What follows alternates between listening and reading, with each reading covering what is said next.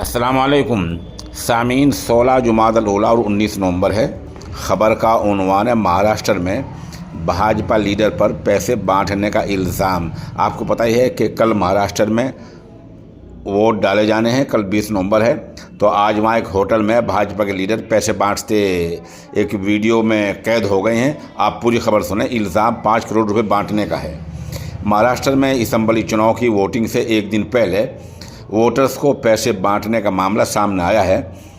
हितेंद्र ठाकुर की बहुजन विकास आघाड़ी बीवीए ने इल्ज़ाम लगाया है कि भाजपा के कौमी जनरल सेक्रेटरी विनोद तावड़े वोटरों को पैसे बांट रहे हैं।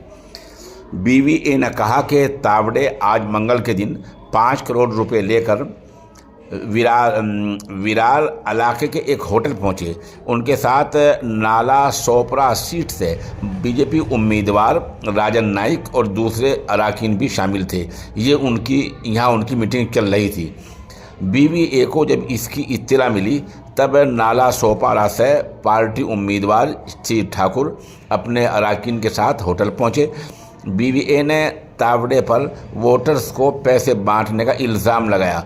होटल के जो वीडियो सामने आए हैं उनमें बीवीए अराकीन नोट लिए दिखाई दे रहे हैं। एक नौजवान के हाथ में एक डायरी है। इल्ज़ाम है कि इस डायरी में पैसों का लेखा जोखा है। इसके बाद भाजपा और बीवीए अराकीन के बीच जमकर हंगामा हुआ है। हालात को काबू करने के लिए पुलिस महकमे के कई सीनियर अफसरान होटल पहुंचे हैं। काफ़ी देर तक वहां हंगामा चल रहा है। आप वीडियो में देख सकते हैं हालात क्या हो रहे हैं। और जैसे मैंने बताया कि चुनाव में एक दिन बाकी है।